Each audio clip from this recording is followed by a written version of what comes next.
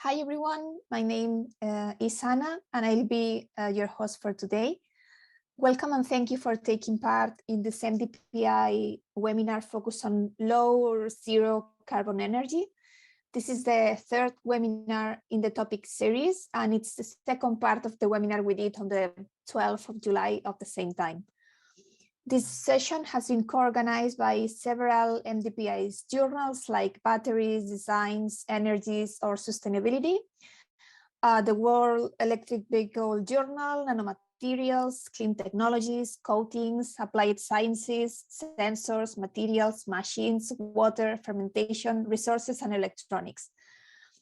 I would like to remind everyone that this webinar is being recorded and that the recording will be made available as soon as possible on the webinar webpage. Please note that you will have to be logged into Same Forum in order to view the recording, but if any of you doesn't have an account yet, it's free to do it. Also, certificates of attendance are available upon request. So to get yours, please send us an email to topics.webinar@mdpi.com. Don't worry, I will be sharing this information on the chat in a few moments. Those certificates will be delivered to those who have registered and are watching us now on Zoom. The webinar will be composed of an introduction by today's chair, that is Professor Wenbing Yu, followed by 5 lectures of around 20 minutes each from today's speakers. At the end of each talk, we will have a question time moderated by the chair, and we will close the webinar with some closing remarks from Professor Yu. If any of you has any question, any comment, please post them in the Q&A box, the Q&A button that you will find at the bottom of your screen, close to the chat button. For the speakers, you can make your questions live, just unmuting yourself. Last thing from my part is just to briefly introduce today's chair. Professor Wenbing Yu is a full professor at the School of Energy and Power Engineering at Shandong University in China. Before this, he worked as a senior research fellow at the National University of Singapore for 7 years. He mainly focused on new energy vehicles, electronic control for engines, fluid dynamics, and CFD modeling. He's also now the associate editor of the SAE International Journal of Engines, the handling editor of SAE Technical Paper, and the chief editor of Design Section, Mechanical Engineering Design, and also the editorial board member of Energies. Thank you, Professor, for chairing today's webinar. The microphone is yours. Everyone, enjoy the session. Okay. Thank you, Anna, for your introduction. Dear friends and colleagues, I'm really delighted to welcome you to this webinar entitled Low Zero Carbon Energy, which is organized by MDPI. Today is the part 2 of this webinar. We all know that the traditional fossil fuels have made a tremendous contribution to the entire world. However, actually nowadays, what we mainly concerned is about the negative environmental and economic impacts, since the fossil fuels can trigger carbon dioxide emission problems. In order to cope with the energy and the environment crisis, low zero carbon energy is becoming more and more popular, such as the zero carbon vehicles and the green power generation technologies are becoming the hotspot in the entire world. So today, we are fortunate to have 5 speakers to talk about their research on low zero carbon technologies in different fields. Okay, our first speaker is Dr. Jorge Varillas. He combines an academic role as a battery researcher in Imperial College London with an industrial role as an electric vehicle and battery expert at CTAG. He is involved in the community as joint chairman of IEEE UK and Ireland Education Society and editorial board member of e-Transportation and World Electric Vehicle Journal. He has been involved in more than 20 international R&D projects, and he has co-authored 33 papers, including 13 journal articles and 2 book chapters. His interests include electromobility, energy storage systems, electrochemical batteries, and battery management. So today, his presentation title is meta-analysis of experimental results for heat capacity and thermal conductivity in the ion batteries, a critical review. So, Dr. Barillas, the stage is yours. Thank you very much, Professor Yu. Thank you, Anna, for hosting the event and your kind introduction. I have many things to tell you today, not too much time. I will try to go a bit quickly through the content. Remember that you can have the video later on and check the slides, and you are also welcome to contact me through social media or my email if you have any doubts, okay? So yeah, I'm going to talk about parameterization of thermal models. Thermal issues are key in batteries. Scenarios with rapid energy conversion for batteries are more relevant, particularly because of fast charging. Higher power means higher cooling requirements because the battery gets hot when it is charged with high power. This can affect battery temperature and therefore the thermal gradients because of the higher cooling. Temperature is key, is a key parameter for battery performance, battery safety, and also battery lifetime. The key thermal properties of a battery are specific heat capacity, which is denoted with letter C in this presentation. It's a common way to do it. In the rest of the presentation, I will refer to this as heat capacity, but I am always talking about a specific heat capacity, and thermal conductivity, which is denoted by K. Heat capacity is a heterogeneous property. This means that when it is measured in the same direction, change with location. And thermal conductivity is an anisotropic property. And this means that when it's measured in the same location, the value changes with direction. Thermal models are increasingly important for the design and operation of the battery system, and it is complex to parameterize them. There are many papers in the space of thermal modeling, but so far there has been a lack of attention to the parameterization of the thermal model, despite of its importance. The progress has focused on heat generation, multi-scale and multi-physical models, validation methods, measuring core temperatures. Many studies are using parameters from the literature instead of determining them experimentally, assuming values or reducing values, and this can be seen as a poor scientific practice, but it's very generalized. Apart from that, dependencies on temperature, state of charge, or state of health are not considered, despite of experimental evidence of being important in some cases. Moreover, we know that there are thermal models that can be very different with different granularity, and also this implies different parameterization effort. The most complex models, we can call them layer resolve model, that take into account all the different domains and also the complex geometry of the cell. Here I'm using as an example the 2D geometry of a cylindrical cell. And in the case of the layer resolve model, we have the complex spiral geometry of the JRD roll, and we have the anode and cathode coatings, the current collectors in the anode and the cathode, the separator.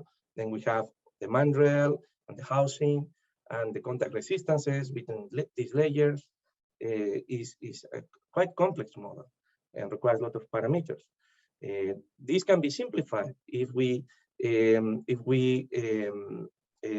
reduce the number of domains by considering an homogeneous jelly roll with anisotropic thermal conductivity.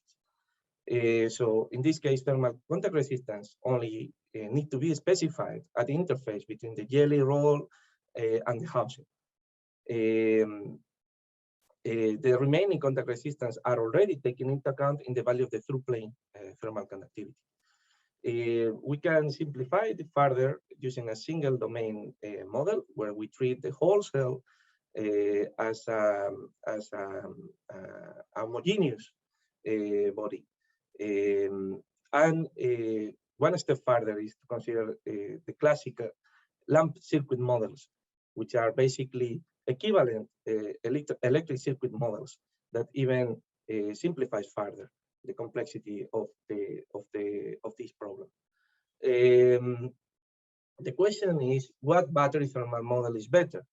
And as George Box said once, all models are wrong, but some are useful. So we should think that all models are approximations. The question we need to ask is not what model is better, but is the model used good enough for a particular application?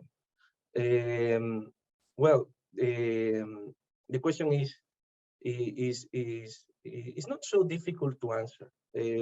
We can use the Biot number, this dimensionless number, as a proxy for model selection. The Biot number is defined as the ratio of the thermal resistances inside of a body and up the surface. So it's a very simple equation. The Biot number determines whether temperature will vary significantly in space while the body is externally heated or cooled. In the case of air cooling, we can say that we will see a low value of H, the convection coefficient. Or we can also translate this to high external thermal resistance. Looking at the formula, this will translate to a low Biot number. And low Biot numbers means that inside the body there will be uniform temperatures. And therefore, low granularity thermal models can be good enough. So the lamp circuit model or the single domain model. In the case of liquid cooling, is expected to have a high value of H, the convection coefficient, or this can be also seen as a low value of external thermal resistance. And this translates into high Biot number. And this means that we will see non-uniform temperatures, and therefore large granularity models are needed. Component resolved models or perhaps layer resolved models. And in the case of fast charging or fast preheating, typically we will see liquid cooling systems and therefore high Biot number, and therefore large granularity models are needed. And this means higher parametrization effort. And this is what I summarize in this slide, that parametrization efforts are larger for models with higher granularity. As you see in the layer resolved model, there are many parameters for heat capacity, considering each component, and also for thermal conductivity, and we have all these contact resistances. The parameters are a lower number for the component resolved model, and even less for the single domain model. Well, I would like to remember at this point that heat capacity, it can be defined as the ability to store and release heat, and is defined typically in joules per kilogram Kelvin. This is specific heat capacity. And thermal conductivity is defined as the ability to conduct heat, and is measured in watts per meter Kelvin. Okay. Then it's important to understand model sensitivity to parameter, and that the model sensitivity to parameter uncertainty increases for high Biot number. So when the external thermal resistance is similar to the internal. And here we saw a couple of plots coming from a simulation of a component resolved model. And basically on the left, we can see what is the cell core temperature for a prismatic cell when it is discharged at 4C, and basically with air surface cooling, even considering large variation in through plane thermal conductivity, and this is based on our on the literature and our study in the literature. the temperature will not change that much. But with liquid surface cooling, the cell core temperature can change quite a lot, around 10 degrees. In the case of the maximum temperature gradient, this is on the right, we can see that the variation can be even higher. So when you have liquid surface cooling, so high Biot number, it is important to have the right parameters. This is also one of the reasons why the importance of thermal model parameterization has been unnoticed so far, because usually thermal models have been validated under air surface cooling. So in the literature, many authors do not pay too much attention to the importance of the value of the parameter. So far, I can conclude that little review efforts have been done in the literature in this space.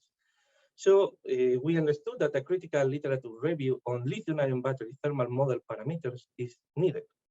And this is what we have done in collaboration with Professor Josen Group in Technical University of Munich. And this paper has been authored by my colleague Marco Steinhardt, myself, Heijun, Billy Wu, Professor Offer, and Professor Josen. This is a graphical abstract of the work we have done in that paper. So basically, we analyzed from components to cell level heat capacity and thermal conductivity of lithium-ion batteries. We calculated a statistical recommended median values and uncertainties from all thermal experiments in the literature, only considering peer review literature. We have found that there is limited data available for certain parameters. For example, thermal contact resistances between stack layers.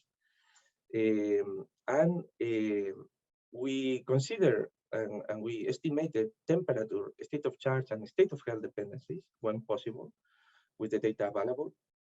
And we try to identify knowledge gaps and research directions for future work in battery thermal parameterization.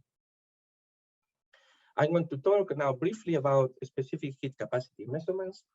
There will be some plots with some numbers and so on. I cannot have enough time to explain all the details. These are in the paper. You can later take a look at the slides, but I will try to summarize and give you a nice message to take home, okay? First of all, regarding specific heat capacity, we have found a surprisingly low number of samples subject to experiments to determine this parameter in the literature. For solid components, porous components, and fluid components of the electrolyte, these are all the measurements that we found in the literature. As you can see, for some cathode chemistries, maybe 1 measurement or 2. For the electrolytes, only 4 measurements. For the anode, only 10 measurements, but only 3 of them in wet state. For the separator, some measurements more. At cell level, there are some more measurements, but for some formats, very few, like prismatic cells, only 9 measurements. And for some chemistries, in some formats, even no measurement. So many gaps and uncertainty in some measurements due to the small dataset size. Regarding the statistics for porous components and fluid components, electrolyte, this is what we found. So dry coatings of cathode materials have lower heat capacity than wet coatings, and this makes sense because electrolytes in general have high heat capacity or higher heat capacity, but also there is a wide range of values in the literature, and we also consider that it's not clear if some of these values are correct because the variation is very large. Separators have a higher value and similar to electrolytes. In the case of dry coatings, you can see that the range of variation is very low. In terms of dependencies, we have found positive dependencies with temperature, but relatively weak, from negligible to moderate dependencies. So it's not something really important. In general, we only found for some coatings some significant or slightly significant dependency. A lot of gaps in the literature. No data for silicon graphite anodes, no data for NCA cathode. Very few data points for electrolytes, and no data for state of charge and state of health dependencies. Regarding measurements for solid components, some of these values like copper, aluminum alloy, or stainless steel are referred in books, in the literature.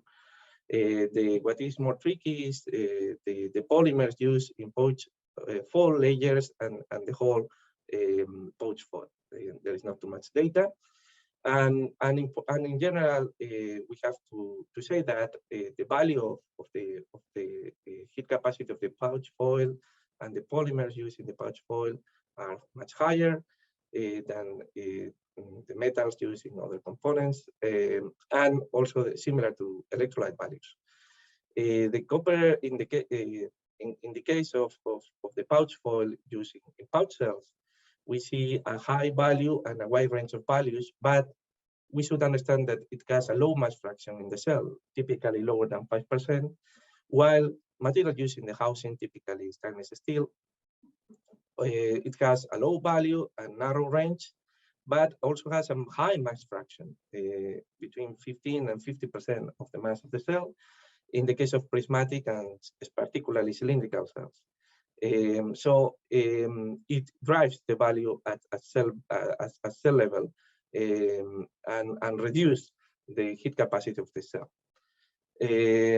Regarding temperature dependencies, again positive but negligible to moderate dependencies. Regarding measurements at cell level, what we have seen is cylindrical cells have lower values than prismatic and pouch cell, and this makes sense, taking into account what I have just mentioned about the heat capacity of the housing and the heat capacity of the pouch foil. There is no data for state of health dependency, and we have seen minor state of charge dependency and moderate temperature dependency, and in this case, driven by dry coatings, and it is similar to those. In this plot, we try to put together all measurements for cylindrical cells in circles, prismatic, in squares, and pouch in triangles. In the x-axis, you have the temperature, and with the grayscale, you can see the state of charge dependency when it is considered. And we have also studied the correlation between heat capacity at cell level and specific electrochemical capacity. And we have found a correlation. And basically, for cells with higher specific energy, the heat capacity is higher. And this makes sense because there is a lower mass fraction of copper, the current collector, and housing in the mass of the cell. So high energy cells, higher heat capacity, okay? Regarding measurements at the stack level, they have a narrow range of values. There are no studies on state of charge and state of health dependencies. We expect cell levels lower or equal to stack levels due to housing, but in the literature is also reported the opposite. This cannot be explained through mass weight average calculations. So calculations based on mass fractions and values of components heat capacity and porosity, which is weird. Possible reasons, we have small data sets, so this increases uncertainty. We have a different number of samples per design. The higher, there could be higher electrolyte volume fraction than pore volume in some cells, and also can be explained with measurement errors, but in general, the tests have a relatively low measurement error. So in general, we can say that more experimentation is needed to clarify this matter. And this is an open question. Regarding now thermal conductivity measurements, well, again, we have seen a surprisingly low number of samples subjected to experiments. In this case, all the measurements at stack level and cell level have done on wet samples. There are more measurements for through-plane thermal conductivity, very few measurements for in-plane thermal conductivity. Most of the measurements done on cylindrical cell, very few on prismatic and pouch cells, only 7 measurements on prismatic cells. This is very low. And regarding measurements done at lower levels, at layer level, again, we see in some cases very few measurements, like in LFP. In the case of LFP coatings, only 1 measurement, LCO2 measurements, NMC a few more for graphite and separators, but still very low. So again, many gaps and uncertainty due to a small data set. Let's explain now the difference between in-plane and through-plane thermal conductivity. So basically, we can have different geometries in cells. Through-plane means in the direction perpendicular to the plane. So we see a stack. This through-plane would be this in the direction perpendicular on the plane, while in-plane means in direction within the plane. Okay, so here you have the different stack and the different layers of the stack: anode coating, anode current collector, again anode coating, separator, cathode, and so on. So basically, there are different geometries, but the story is very similar.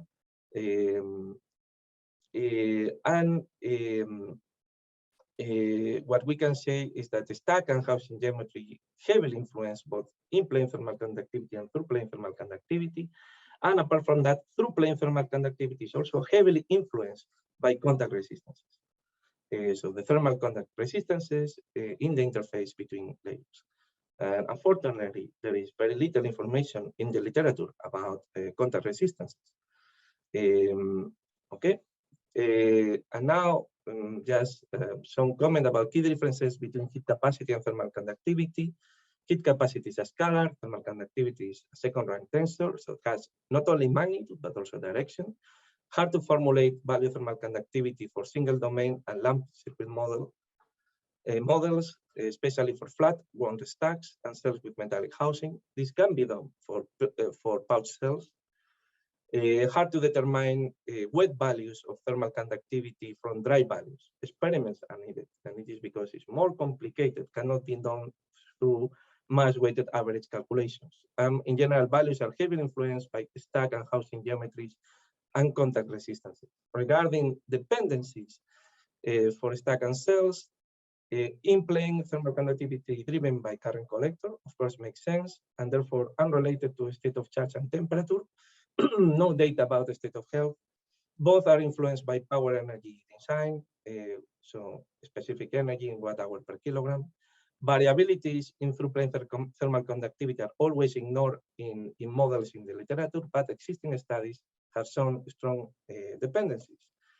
And we can see this in this plot. So basically for in-plane thermal conductivity, not significant dependencies or no data, but for through-plane, for example, for a state of charge dependency or a state of health dependency can be significant, up to 33% or 23% positive. Further experimental modeling efforts are required to understand the mechanisms and causes of dependencies in the parameter through-plane thermal conductivity, both quantitatively and also qualitatively. We have explained the cause-effect change for through-plane thermal conductivity variations at cell level. It's a complex thing. It is explained in the literature, but the take-home message is that it is a complex thing, and there are the changes in battery states are linked to underlying mechanisms leading to many effects. Something to read about, and little information in the literature so far. Regarding statistics for in-plane and through-plane thermal conductivity, in-plane thermal conductivity much larger than through-plane, due to contact resistance and current collector, high uncertainty for through-plane, no data samples for LCO, LTO, and no data for in-plane in NCA.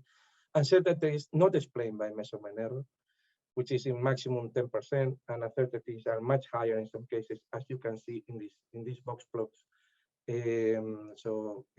For NMC, for example, value can be up more than 10 times higher, the minimum and the maximum difference.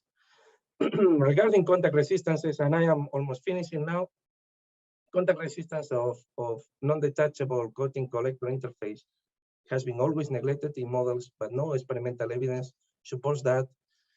There is a proven strong influence on through-plane thermal conductivity, but not studies so far. No studies for wet separator housing interfaces.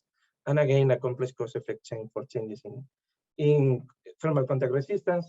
And in this plot, basically we show that even if you consider the thermal conductivity of the layer with a value infinite, even with small values of contact resistance, the thermal contact resistance will be the driving parameter for the stack through plane thermal conductivity. There is only one measurement in the literature for the value of contact resistance, and it's the one provided by Lubner et al.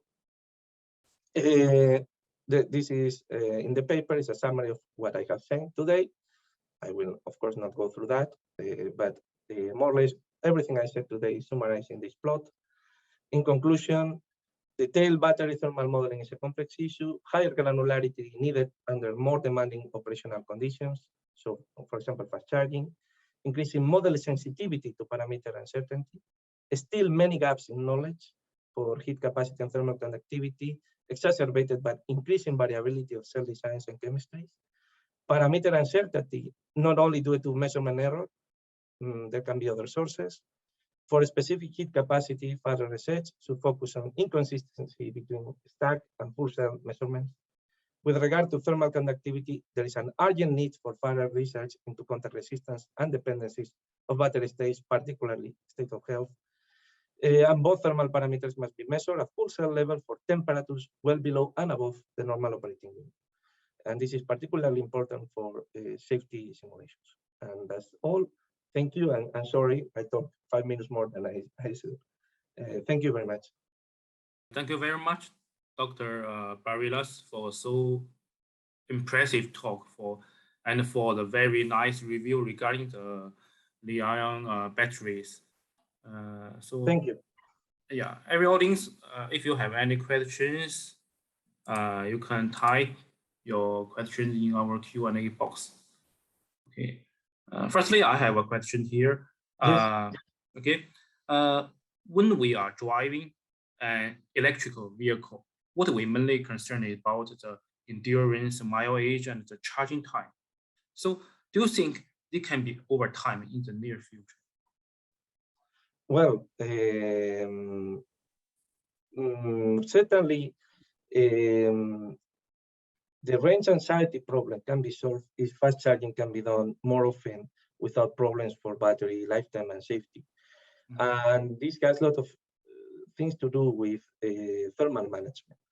It is possible to change the design of the cells to make easier heat rejection and also more efficient with less energy consumption. So from a thermal management perspective, we are moving forward very quickly, and this will be less of a problem. Of course, there are other issues related with the degradation mechanisms that have to be tackled from other perspectives. But certainly, from thermal management perspective, this is a problem that is step by step being solved. Okay. Okay. Here I didn't see any questions from our audience. Okay. Thank you again, Dr. Barilas. Thank you, Professor Yu. Thank you. Okay. Due to time issues, now we will switch to our second speaker. Let me introduce Dr. Daniel Karimi. Dr. Karimi is working at the Department of Electric Engineering and Energy Technology, Mobility, Logistics, and Automotive Technology Research Center at Vergy University, Brussels. His research interests in intelligent control strategies for hybrid electric vehicles and hybrid hydraulic vehicles, characterization and electro-thermal modeling, SOC and SOH estimation, thermal and energy management strategies for electrical energy storage systems. The title of his talk today is Advanced Thermal Management Strategies for Electric Vehicles. So, Dr. Karimi, I will hand the stage over to you now. Thank you very much. Hello, everybody. I hope you are doing well. Actually, today I am going to present some of the results of my published works in order to conclude with some remarks which thermal management system can be the best option in order to be used in electric or even hybrid vehicles. So the title of this presentation is Advanced Thermal Management Strategies for Electric Vehicles.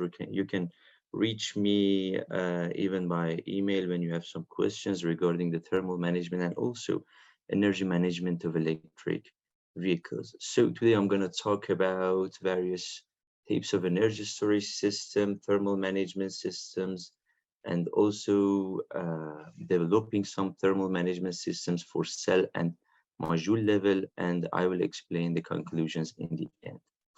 So regarding various types of energy storage systems, as you know, we have lithium-ion batteries that in a negative electrode, they use graphite. In positive electrode, they use some lithium metals, like for example, in this example, lithium cobalt oxide, and they have electrolytes. Lithium-ion batteries benefit from high voltage, high capacity, and low self-discharge.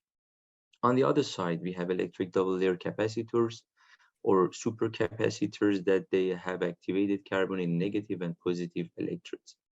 They can offer us some advancements like high power densities, long cycle lives, and safety. But by actually combining these two technologies, we can have a better technology like lithium-ion capacitor that they uses lithium doped carbon in negative electrode and activated carbon in positive electrode.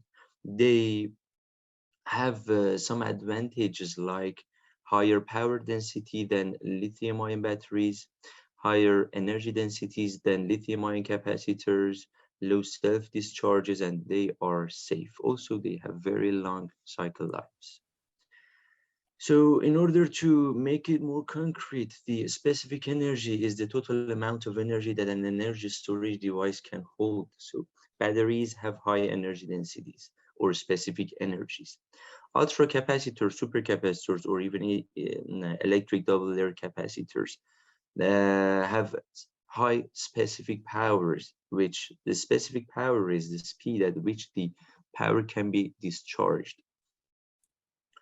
After knowing different types of energy storage systems, I'm going to talk about different thermal management strategies. But why thermal management systems? Because in lower temperatures, we will have some sluggish electrochemistry. In higher temperatures, our batteries can face degradation. So our batteries should work somewhere like 15 to 35 to 40 degrees in order to operate best.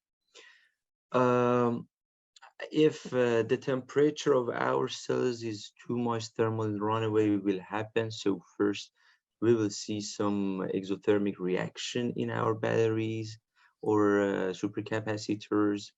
Then the reaction rate will be increased, and then heat escape slows reaction and fire will happen. Therefore, there is a crucial need for a robust thermal management system.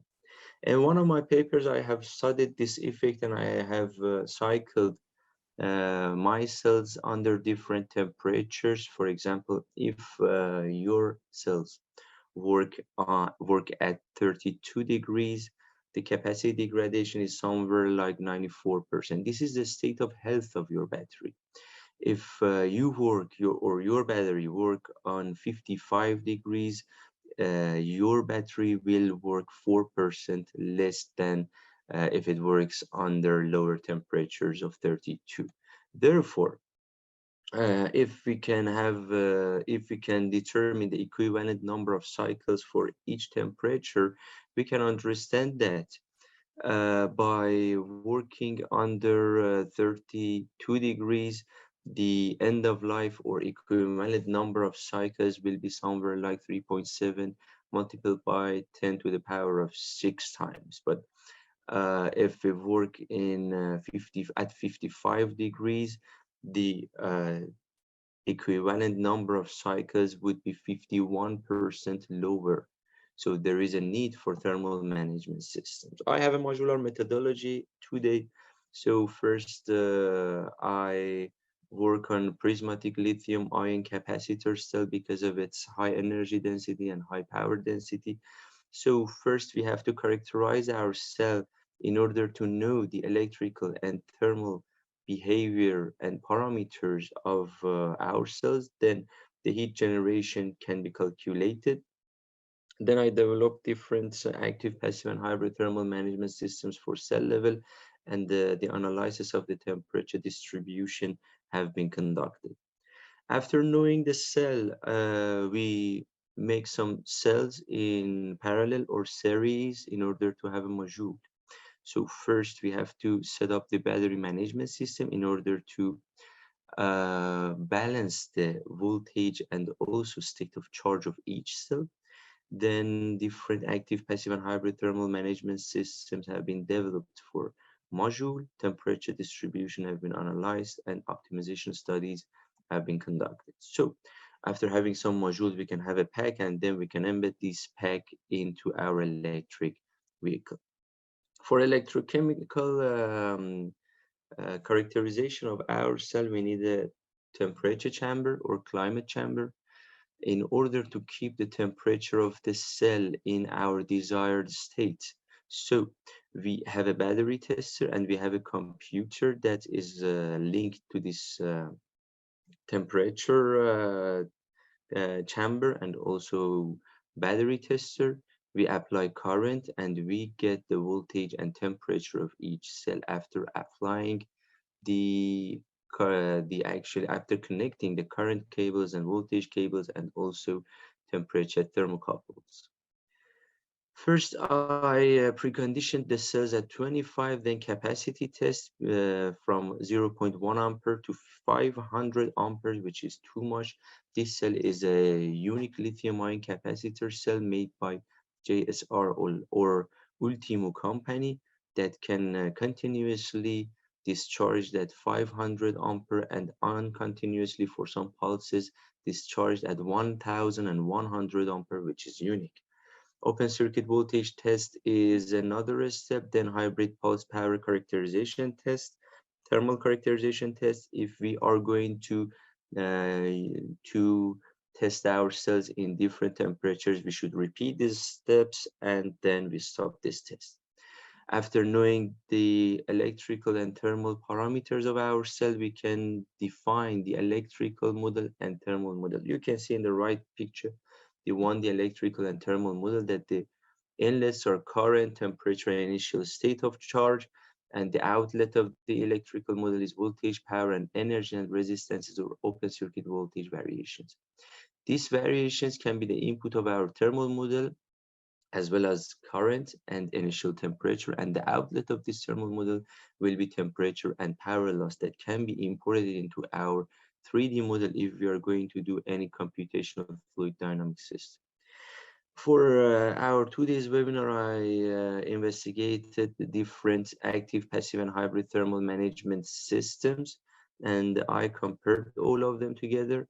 The first one is natural convection, when we don't have any thermal management system. So the temperature of our cell without any thermal management system can reach more than 55 degrees, and proves that we need a robust thermal management system, because if this cell works around 80, 90, or even 75 degrees, the cell may experience the thermal runaway. In the right picture above, you can see the experimental test bench taken by the IR thermal camera, infrared thermal camera, and the bottom figure is the computational fluid dynamics simulation using Comsol model physics. So for the active thermal management systems, I proposed an air-cooled thermal management system because of its simple structure, low cost and low maintenance. The disadvantages are low thermal performance, high noise and temperature non-uniformity. In the right figure, you can see that the simulation analysis can be done by having the 3D thermal model, and CFD analysis can be carried out after having the 3D thermal model. So you can see in the bottom figure, bottom right figure, the velocity field of this air-cooled thermal management system. Another thermal management system that I'm going to show you the results is liquid-cooled thermal management system. That has the advantages of high thermal performance, uniform temperature, and compact structure, but some disadvantages like high cost, heavy weight, and leakage are the drawbacks of this system or method of cooling.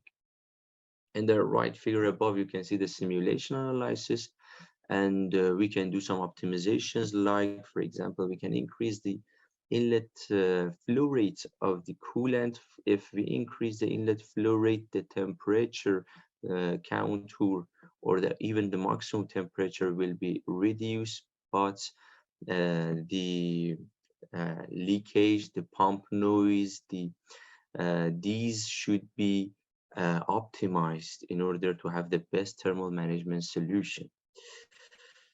Another thermal management system that I'm going to show you the results is heat sink cooling system. In the above figure in the left side, you can see the experimental test bench with the advantages of zero power consumption, low cost, and low maintenance, but the disadvantages of low thermal performance, high volume, and non-uniform temperature. First, we do the model in Inventor software, the 3D model, and then the computational fluid dynamics model, and you can see in the bottom right the mesh generation of this system. Another system is phase change materials. You can see the test bench, experimental test bench with the advantages of zero power consumption, low cost, and high latent heat of fusion, but disadvantages of low thermal conductivity, high weight, and safety issues. In the right figure above, you can see the IR thermal camera, the experimental results, and in the below figure you can see, in the bottom figure you can see the CFD analysis. And the last one is a heat pipe, that the advantages are zero power consumption, low cost, and longer life cycle, but some disadvantages like high volume, not suitable for high power, and poor performance against gravity if we change the direction of these heat pipes. So in the right figure above, you can see the experimental test bench, and in the bottom figure, you can see the CFD analysis. And also, I had some hybrid thermal management systems by combining these active and passive thermal management systems. So we have active, active, active, passive, and passive, passive hybrid thermal management systems in this study. If I'm gonna compare the results of these systems, I can show you that the natural convection cannot keep the maximum temperature in a safe range, and the maximum temperature of the cell already increases from 23 to 55 degrees. If we use heat pipe and heat sink cooling systems, the maximum temperature reaches to almost 45, which is not safe.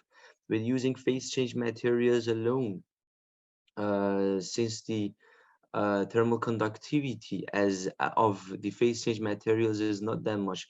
Phase change materials can absorb heat but cannot reject it, so the temperature cannot be reduced as much as we desire. In the air-cooled thermal management system, the maximum temperature of the cell increases to 37.8. In hybrid thermal management systems of PCM and heat pipe, air-cooled and PCM and heat sink, the maximum temperature is more or less 34, 35. So it is good because the maximum temperature is below 40, but still we can optimize these thermal management systems. And these results is only for one cell.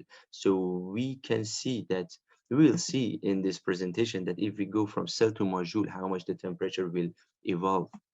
With having a liquid cooled thermal management system and hybrid liquid cooled and phase change materials, the maximum temperature of the cell will be something like 30 to 32. And the best systems are hybrid air cooled and heat pipe and hybrid air cooled and liquid cooled thermal management systems.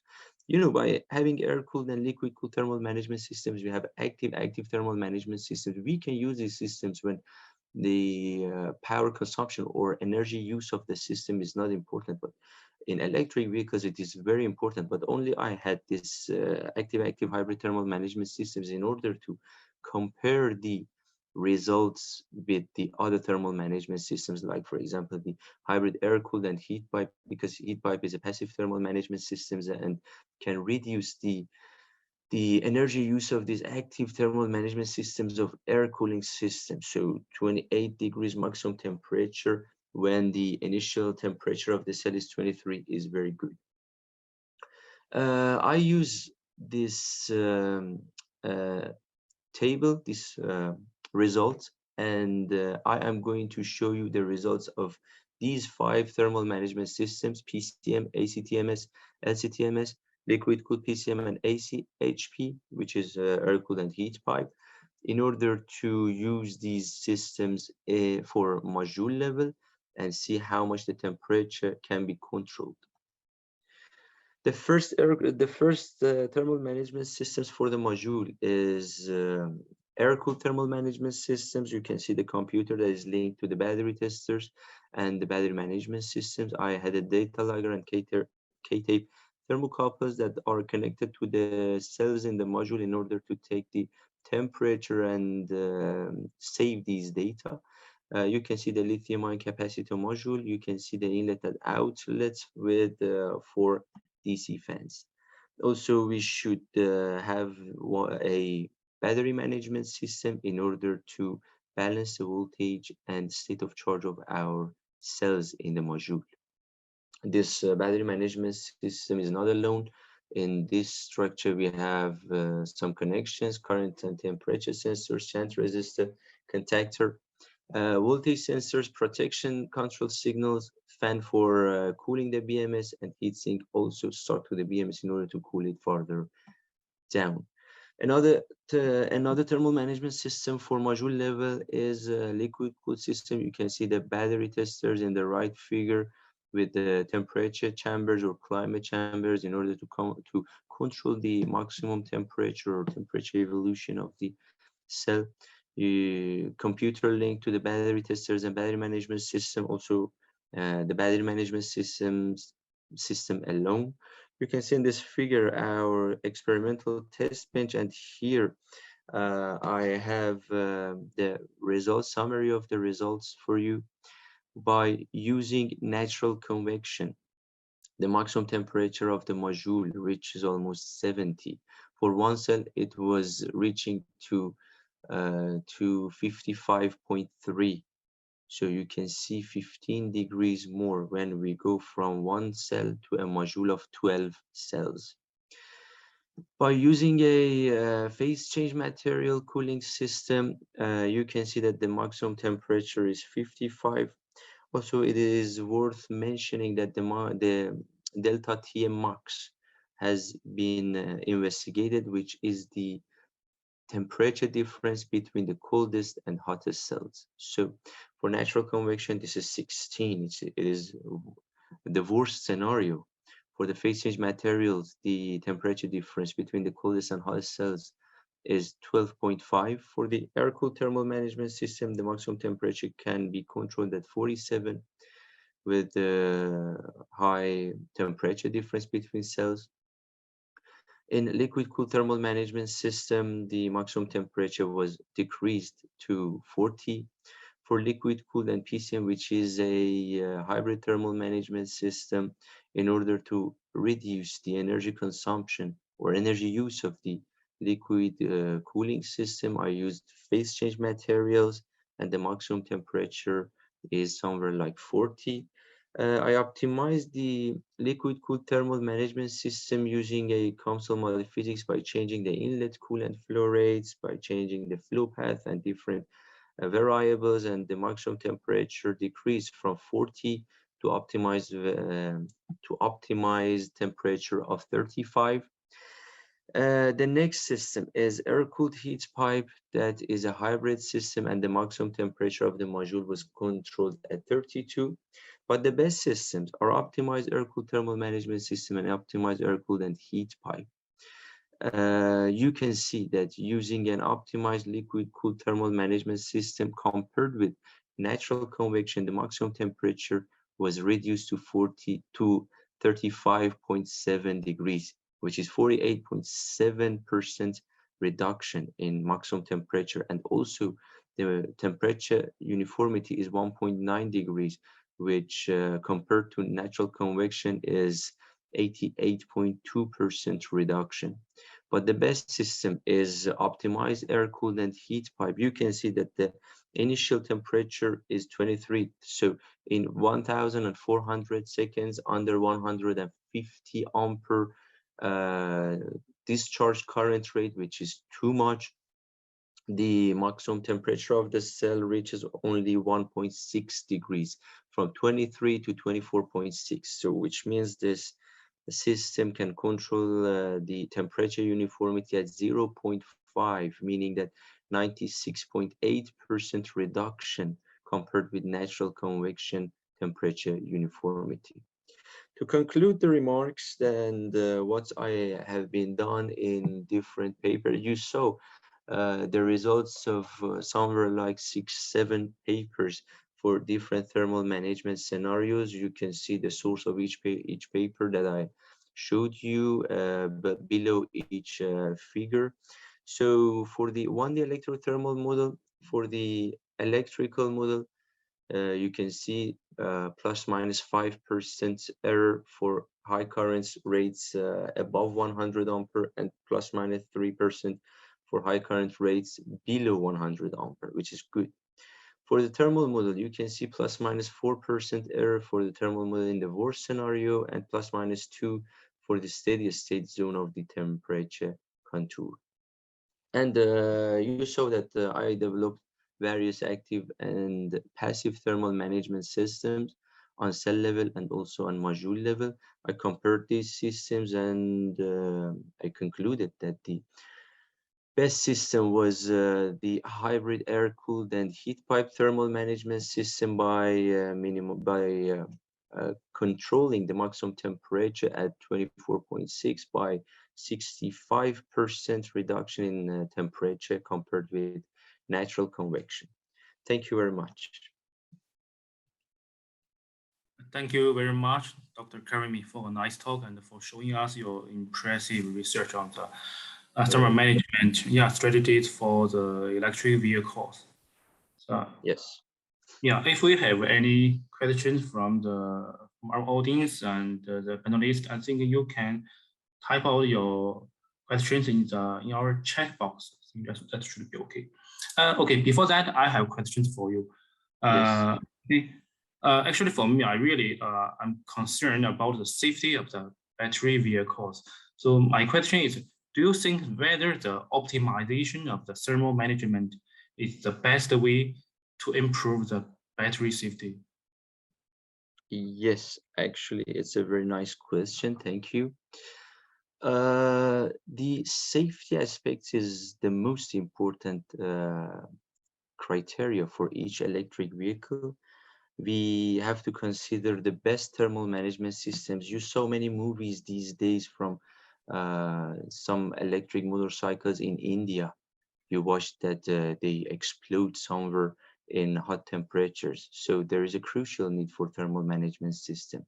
And when we optimize our system, the first good point is we save energy, because if we have for example, we have an active thermal management system, we are consuming energy from battery. So we have to reduce this energy, optimize this energy use in order to have the best range for electric vehicle. And for the safety, the first point is the housing and mechanical structure. The next point, which is the main point, is thermal management system. Yes. Okay. Thank you, Karimi. You're welcome. Okay. So next, I'm so pleased to introduce our third speaker, Dr. Yu Yanxue.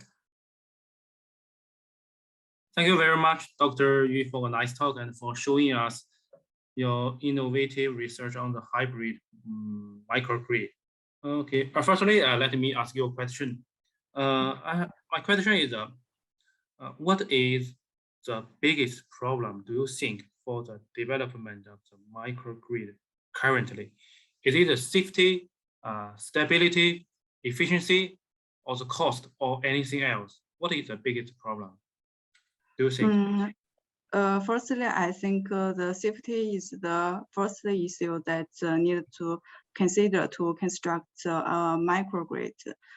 Then the refers to the stability issues.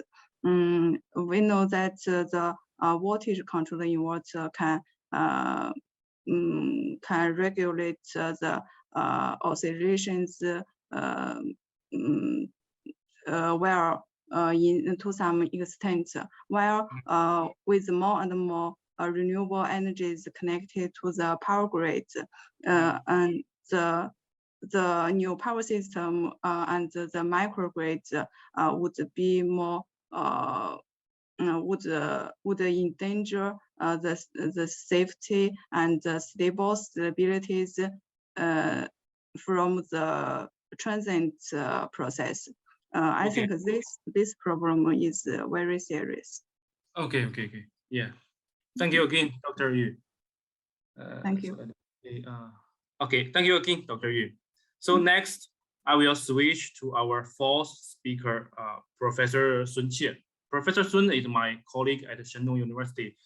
Currently, Professor Sun is an international collaboration ambassador of Shandong University and the team leader of the thermal control system for EMS. His research mainly includes flexibility of thermal power plants, a forecast of renewable energy, and a dynamic optimization of integrated energy systems, various energy storage technologies such as the ion batteries, physical energy storage, and the pumped hydro energy storage, and the thermal management of electronics. He has published more than 100 articles in journals and international conferences with an each index of 24. He is currently serving as an associate editor of E-Prime, a young editorial board member of Advances in Applied Energy, and a review editor of Frontiers in Energy Research. He is definitely an outstanding researcher. Today, the title of his talk is Data Analysis, Dynamic Simulation, and System Optimization for Urban Energy Transition. Okay, Professor Sun Qie, we are lucky today that we can invite you as our speaker. If you're ready, I will hand over the stage to you right now. As introduced by Professor Yu, this is the topic that I'm going to talk about today, which is about data analysis, dynamic simulation, and system optimization for urban energy transition. And yes, Professor Yu introduced me, and here are some of the topics that I've worked with. And if you are interested, and I also shared my personal contact information at the end of the slides, so you can contact with me with any topics or other issues. Okay, and yes, some backgrounds, but I think here today, most people are familiar with this kind of issues. We are facing a very tough situation regarding climate change. And if we look at the problem, how can we tackle it to achieve, so to say, the target globally? Broadly speaking, we have three categories of approaches. We have to switch over from our conventional fossil fuels to renewables, and we can promote our energy efficiency or curtailment, and that means reduction. But I don't think it's realistic because it would significantly affect our life quality. And the third one is CCS. We can emit, but we have to some kind of removal of the CO2 emissions. We buried them on the ground. Well, today I think I'm gonna focus on renewables, as some of the speakers talked about. And well, this is also a background about renewables. We all know is characterized by its fluctuations and uncertain.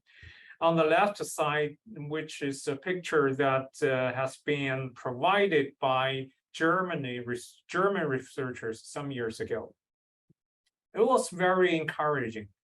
And we saw that they were pursuing an energy transition. And nowadays we can see similar targets all over the world. Many countries have similar targets.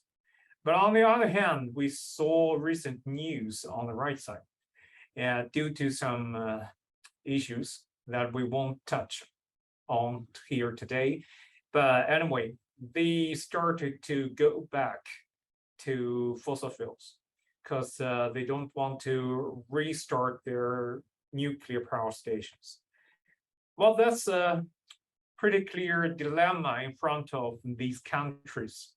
Either stick to their mitigation targets or abandon what they promised. But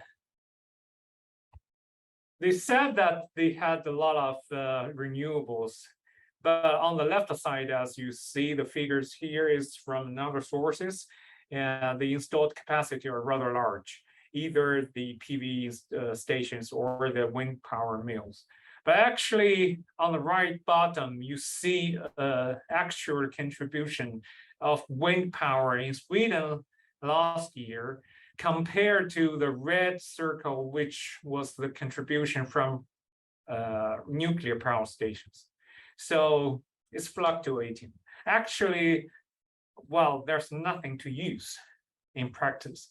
If we look at the figure on the bottom, we see the figure from China. It's rather the same. We have a very, very large installed capacity, especially in the last year. I think China accounts for nearly 1/4 or 1/5 of the total installed capacity in 2021. But on the other hand, the actual contribution of the electricity generation was only 8% of China's total.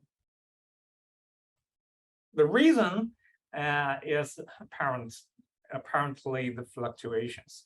And therefore, we need rather flexibility in our energy systems in order to accommodate these variable renewable energies.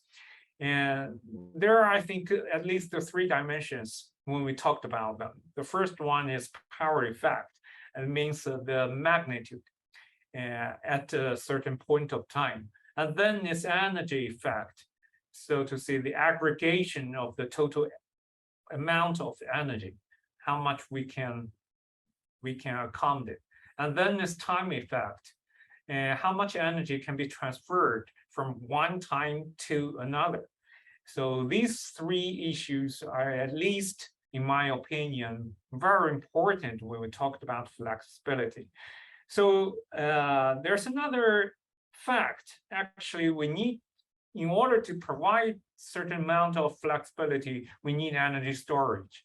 For example, on the right hand and in the middle, you can see the 2 common ways of connecting PV systems to our grid.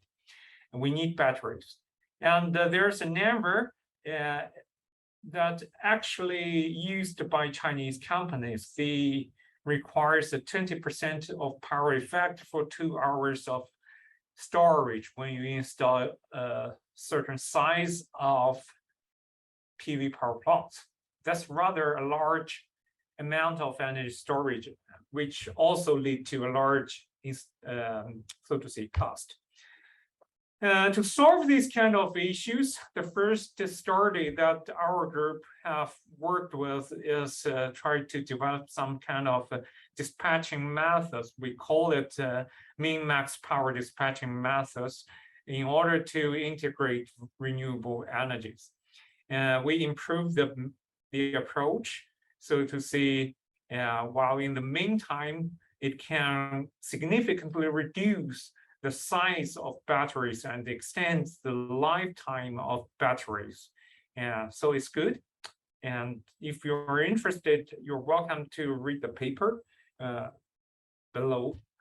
And another very important issue to solve these uncertainties is to have, so to say, accurate predictions.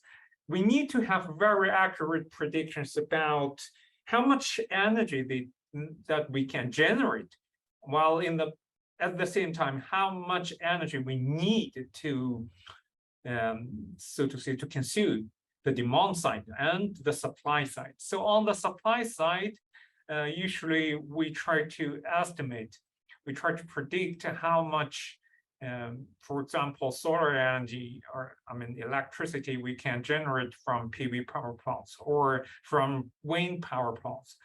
And one common or very popular technology is to use artificial intelligence. We use different types of machine learning techniques. And here we show that one of ensemble models, that is one way to improve the accuracy of these models.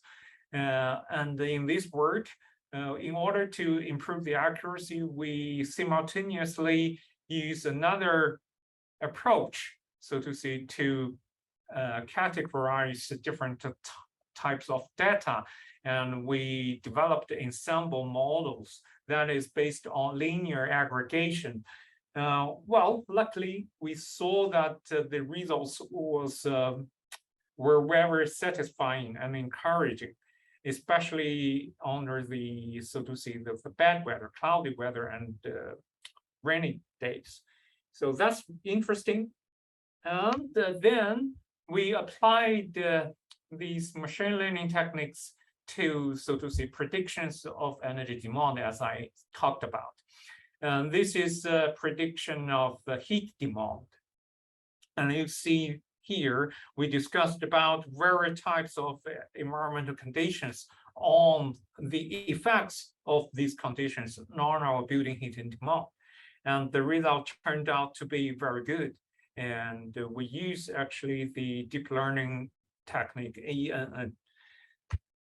And after that, we thought we needed to have some opinions over the techniques, so to say, the machine learning techniques.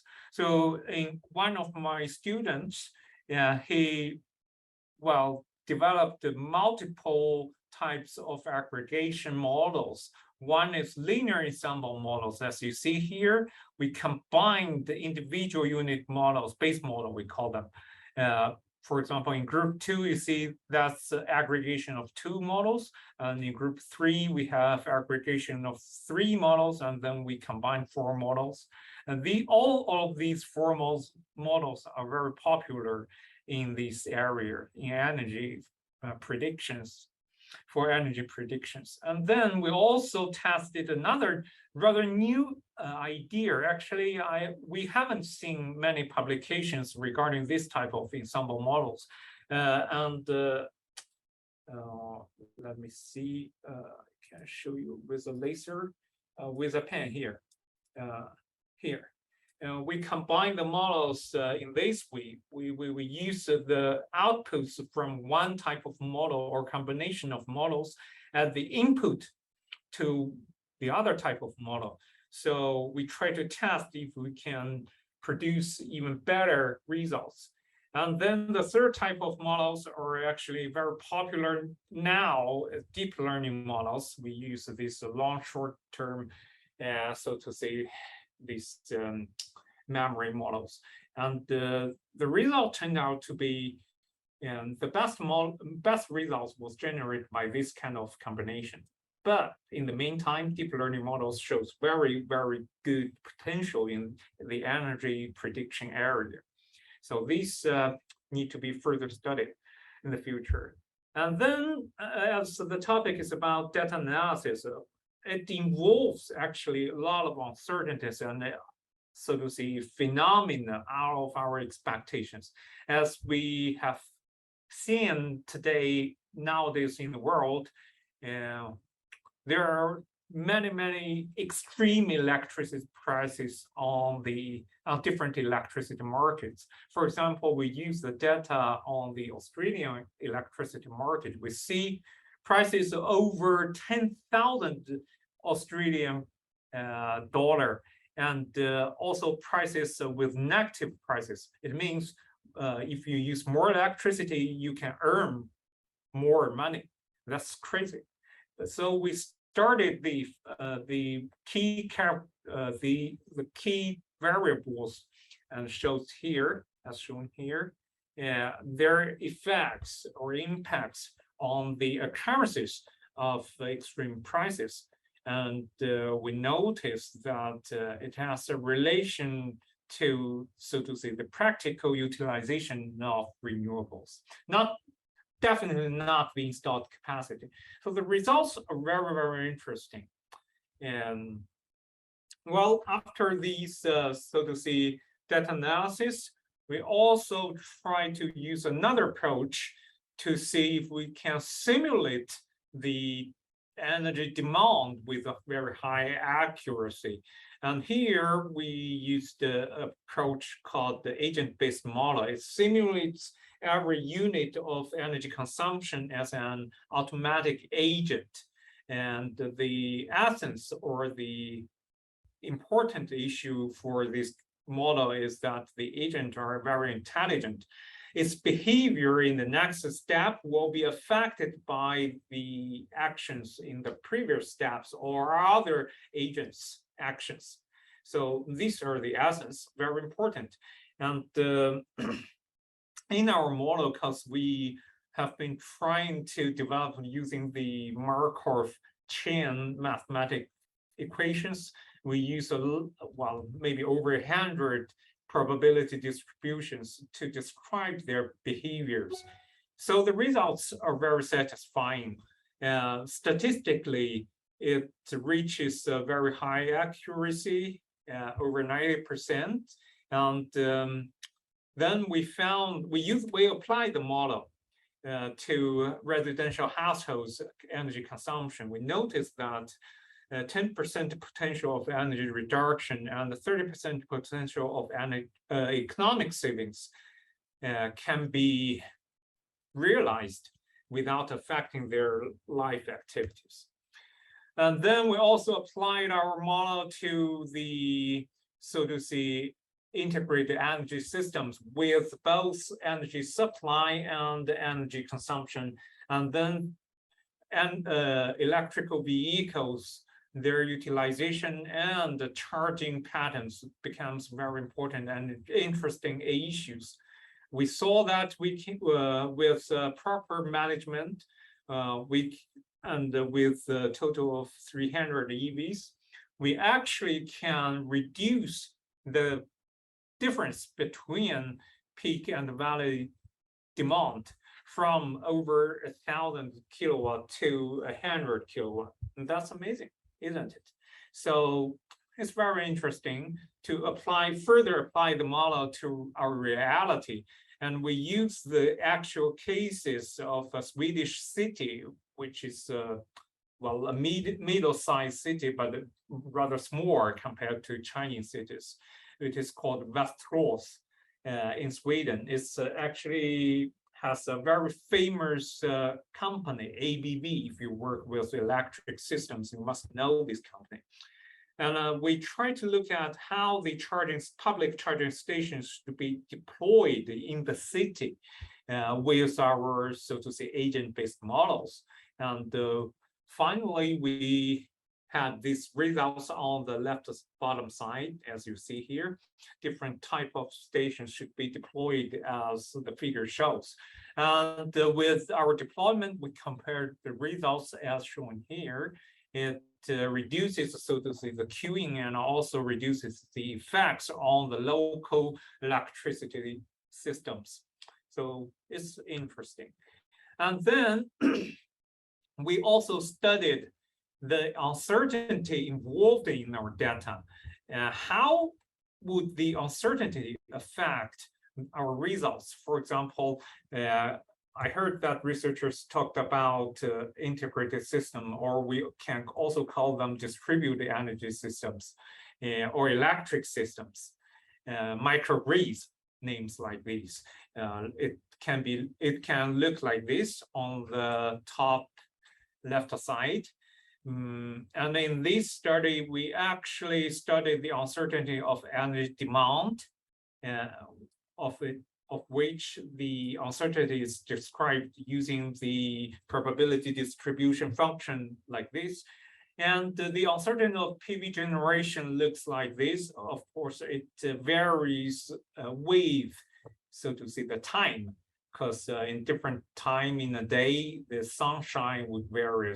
Then we have different probability distributions, and we take all these uncertainties into our optimization models to look at the effects on the system operation and the capacity. The result shows here case 2 actually only considers the uncertainty of PV systems, and case 3 considers the uncertainty of energy demand, and case 4 actually considered both uncertainties. You can notice that with 3% of uncertainty, then we have actually very large effects. It's almost twice as large as the uncertainty in the system capacity.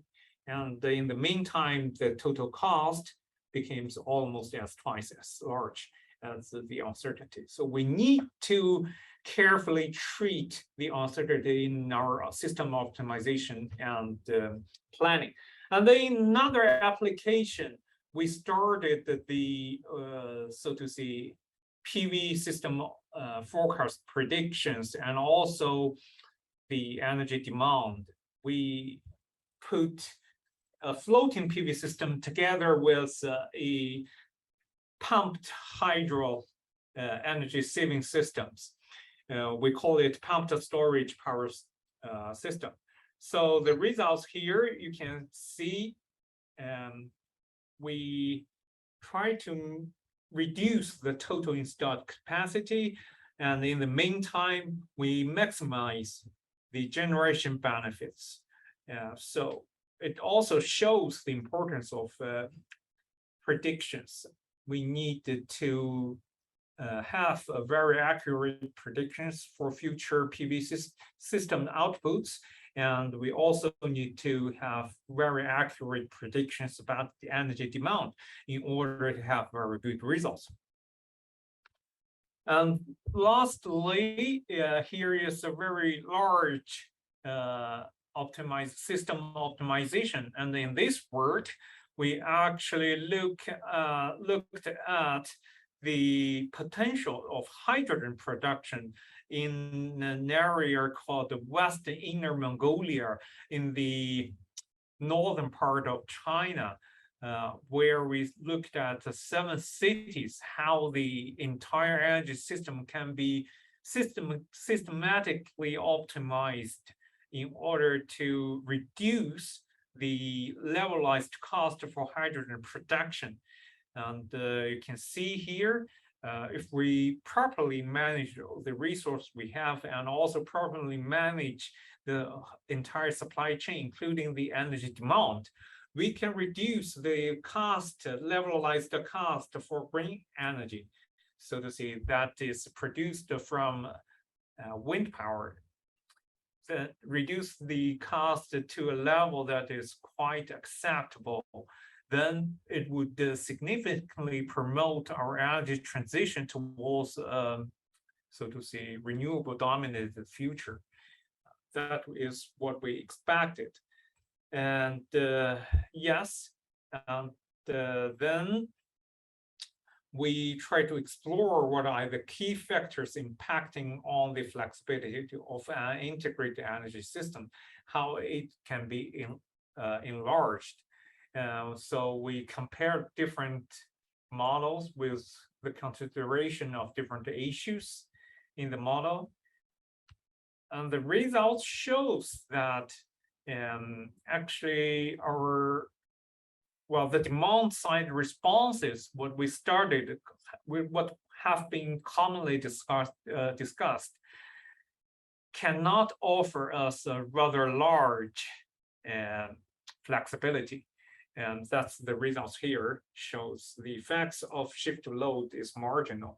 On the other hand, the EVs, I mean, electrical vehicles, actually, if we have the technology of vehicle to grid, V2G, then probably we can reduce the off-design operations of system equipment.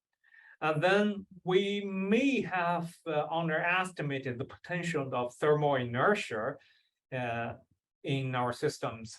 Actually, it can be utilized to offer a very large flexibility for our systems in order to accommodate more renewables. But I haven't seen any rather good studies nowadays. Probably we need to further quantitatively estimate or evaluate how much flexibility can be offered by a certain amount of thermal inertia. Well, that's the main results we have. Well, I would like to conclude with my talk using a question. Actually, when I was a PhD student, we had a question, almost like a joke. The question was, are we paid to believe climate change? So, well, I have a similar question today for you as the audience, and also the researchers. Are we paid to believe what we are working with? I mean, can we really change the situation and stop climate change? Okay, thank you very much. Okay, thank you very much, Professor Sun, for a nice talk, and your research on the urban energy transition is so fruitful, and finally you give us a very difficult question for us to answer. Yes, and let me see any question from our audience and our panelists. Okay, before that, I have questions for you. Yes. My question is a little bit similar to your question in your slides. So my question is, you know that currently we all try to increase the usage of green power, green energy to instead of the traditional carbon energy. However, the green energy now is relatively costly, and some researchers claim that it is difficult to completely replace the traditional energy with green energy because of the power density problem. So, and how do you think about it? I agree. Well, an easy answer is that with some restrictions, I agree with your comments. But on the other hand, I would say, actually, personally, I do not believe that we need to replace all the energy consumption from our fossil fuel consumptions with the renewables. There's no need. And it's a political game to say that.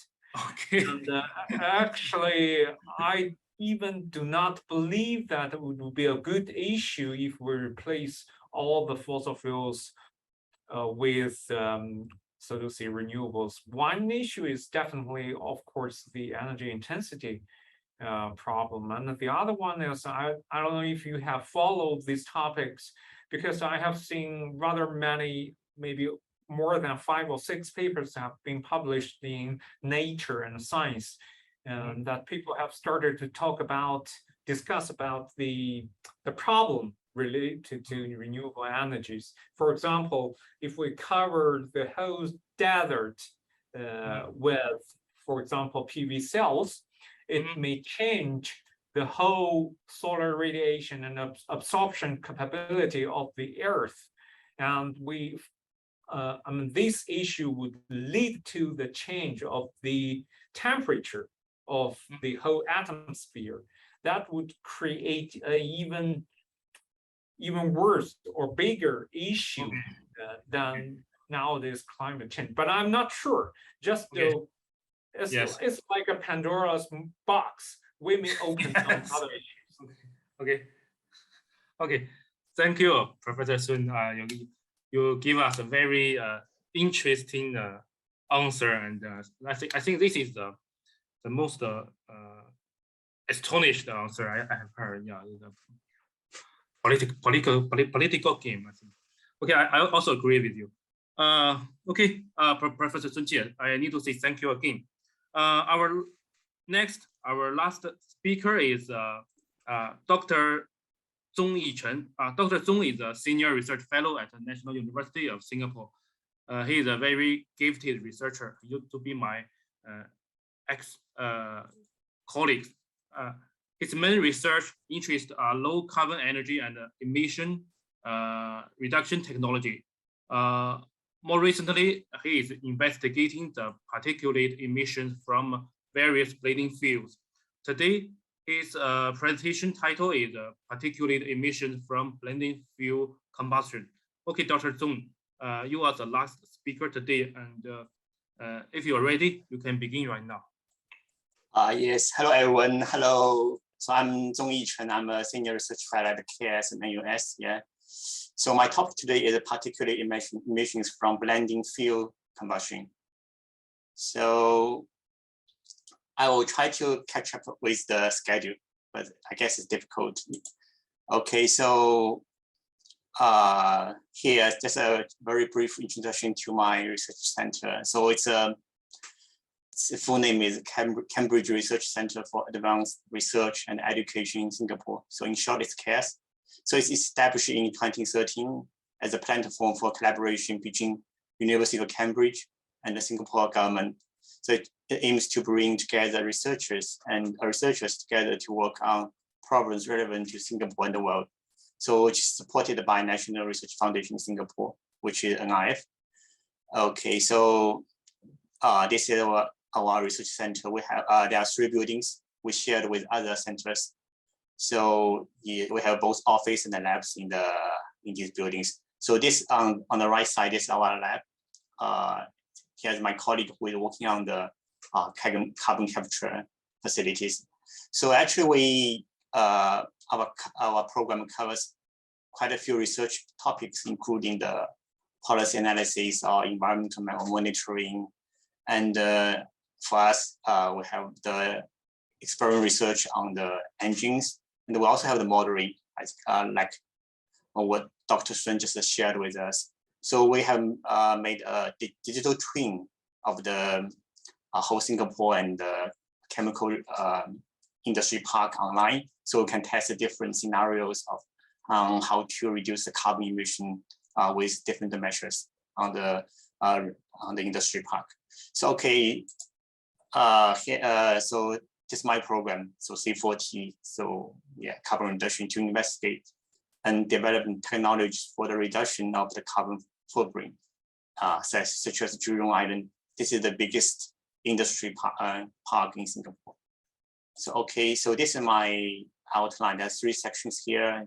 First is climate change in Singapore. Second is particle emission and haze. The third one is the carbon neutral fuel additives. Okay, as time is very limited, I'll skip the details of the experiments. Yeah. Okay, so first the global warming and climate change. I think just as the last question raised by Dr. Sun, do you really believe global change, climate change? So for me, I first learned about global warming, I think when I was in the middle school. So of course I didn't take it seriously at that time. But as you see in this figure, in the recent 20 years, the temperature keeps rising. And if we have a longer time scale from the year 1818, which is the start of industrial revolution, so the temperature already rise about 1 degree. So it's also confirmed by other weather stations all over the world. So the temperature is increasing. So it's just, I think there's no doubt about this at this point that the average temperature on our planet is increasing. So, but now people use more and more people use the term climate change because sometimes people, some people are confused with their local weather and global climate, because climate change not only includes the temperature rise, but also includes some extreme events like the storms, floods, and the wildfires, storms, droughts. Yes, this is the recent extreme weather events all over the world. I think the frequency is increasing these years. Okay, so I'm also thinking the question when I look up in the literature about all the climate change. So there are actually some climate change skeptics, I mean, who don't believe the climate change. A famous example is the ex-US President Donald Trump, who didn't believe climate change as well. So some of them, they believe that climate change is natural and normal. It's happened in history. So then I looked up in the literature, and actually scientists, I guess it's meteorologists, or they found they have measured temperature from more than 800,000 years ago till now.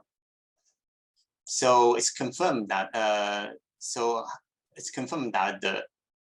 CO2, the carbon dioxide concentration in the atmosphere is actually increasing. Now it's about 412 ppm. So for the past 800,000 years, it's around 200 ppm. So it's increasing. And how do they measure it? They actually dig a very deep hole in Antarctica, and then they measure the composition of air trapped in the ice cores. I think it makes sense, and they know the carbon dioxide concentration in the ancient times. But if we extend the time scale to millions of years ago, so then we can find that it's the CO2 level, both CO2 level and temperature, and nothing new. So it's at least such high temperature or high CO2 value is nothing big to the dinosaurs, who are actually dinosaurs who lived on this planet about 200 million years ago. So these measurement results are got from the modeling and some measurement from the fossil at the dinosaur age. Yeah. So overall, I think it tells us that we can still survive on this Earth, if we don't meet all the zero or low carbon targets that are set by the IPCC or set by the government. So it's not that a big thing if we miss these targets. Okay, so let's go back to Singapore. You may read here, but you may not. It's a very small island country. It's a city-state in Southeast Asia, between the Malaysia and Indonesia. And actually here, the temperature is increased faster than the global average. So it's almost double the trend in global temperatures. So which is about 0.1 degree from 1921 to 2012. Yeah. So here there also a slight increase in the rainfall, probably due to the climate change.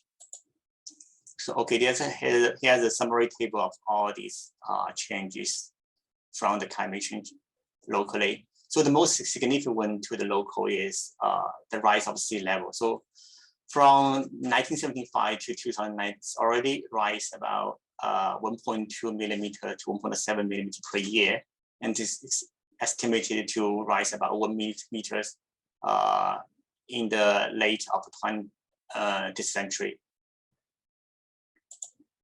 So here, so the most big challenge is the rising sea level and the extreme weather events. So yes, as I just mentioned, 1 meter by 21,000 years. So another challenge is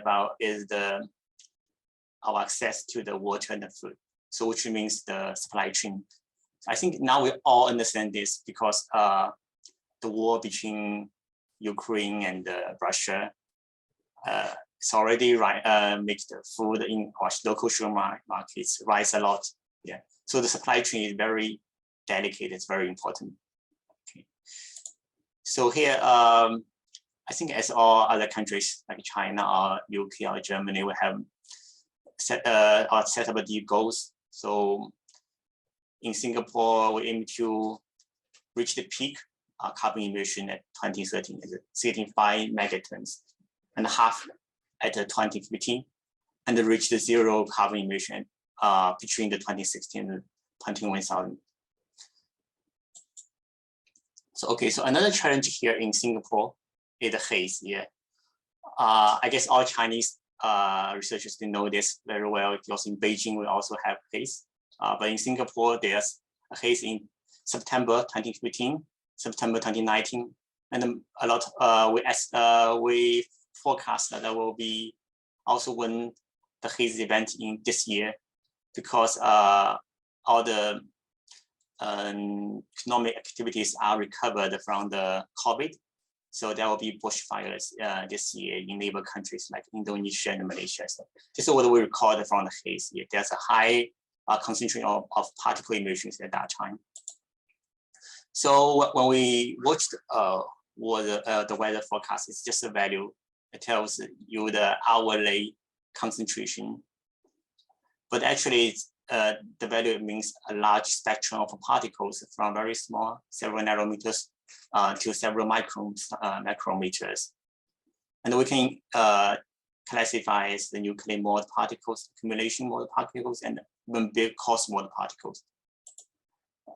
So actually the small particles, they have higher toxicity, and the number concentration is very important for small particles, because small particles have a larger likelihood of penetration or deposition in your respiratory and the cardiovascular, and they have higher surface area per unit volume that will increase the capacity to absorb the organic compounds.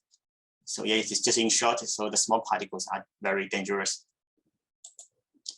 Okay, so here in our research, in our experimental research, we try to reduce both the particulate emission and the carbon emission. So we try to develop some carbon neutral fuel additives to add into the existing fuels.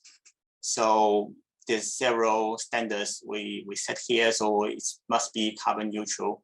For example, the fuel should be are supposed to be made from the plants. So in the long run, it's carbon neutral. And we like to be second generation biofuels. So then it's not related to our food supply. And we want to the minimum change in fuel infrastructure.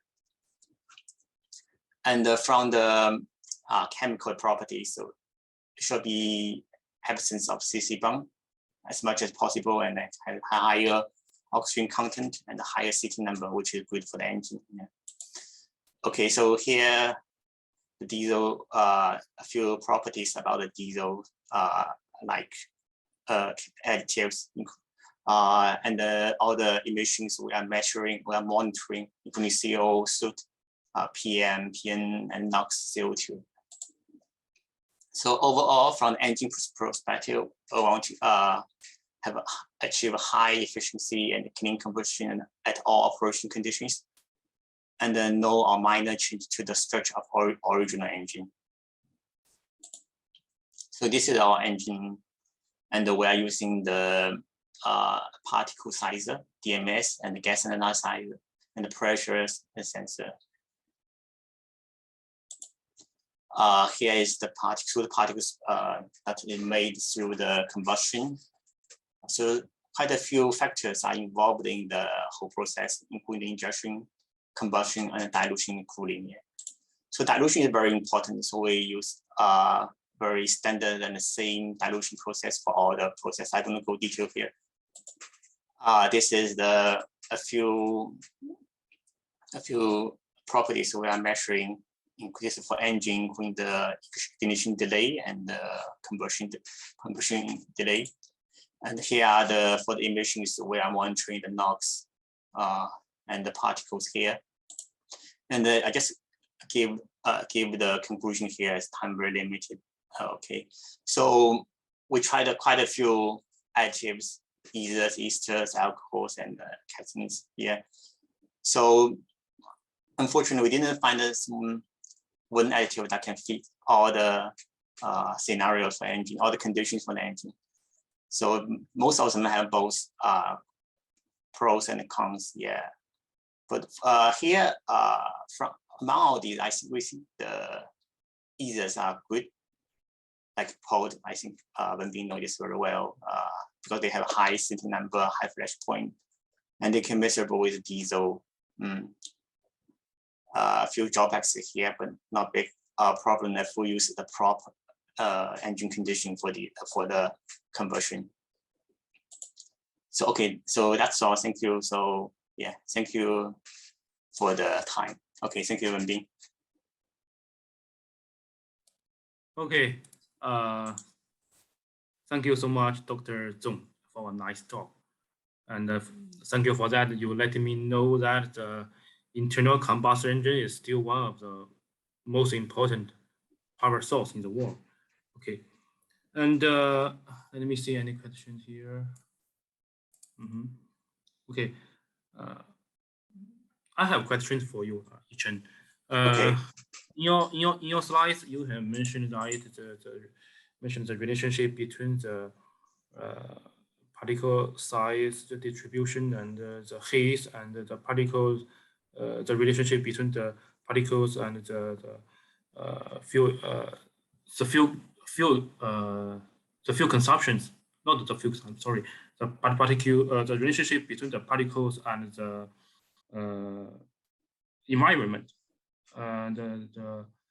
So my question is, do you think the blending fuel would help to realize a low carbon combustion for engines?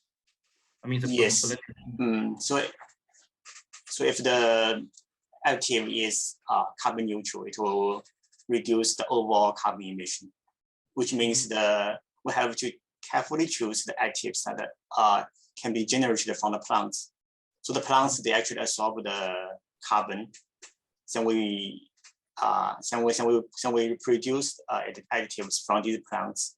So we burn these the additives, generate the carbon. So overall, it's carbon neutral. Yeah. Okay. Yes, this is the concept of the carbon neutral additive. Yes. This is very important. Okay. I need to say thank you again here. And okay. Finally, okay, thank you, okay, thank you. Finally, I really thank our speakers very much. I really enjoyed the webinar today, and I think our audience also did. And I need to give the great thanks to Anna Sanchez and our MDPI team, and to Sharon Chen, who is assisting with our MDPI topics. To conclude, I will invite all the people from the audience and their colleagues to publish in our MDPI topics. Every research article regarding the low carbon or zero carbon energy will be welcome. So thank you very much for your contributions. Thank you all. I also wanted to take this opportunity to thank the chair and the speakers for your time and your contributions to this webinar. Thank you also to our attendees. I hope you found the webinar interesting. I just put a couple of messages on the chat, but just as a reminder, the recording of the webinar will be made available on the webinar webpage in a few days, but you will need to be logged into the platform to access it. And finally, if you would like to have a certificate of attendance, just send us an email. I wish everyone a nice day, morning, evening, wherever you are in the world, and that's it. Take care. Thank you, Anna. Thank you, Anna. Thank you. Bye-bye.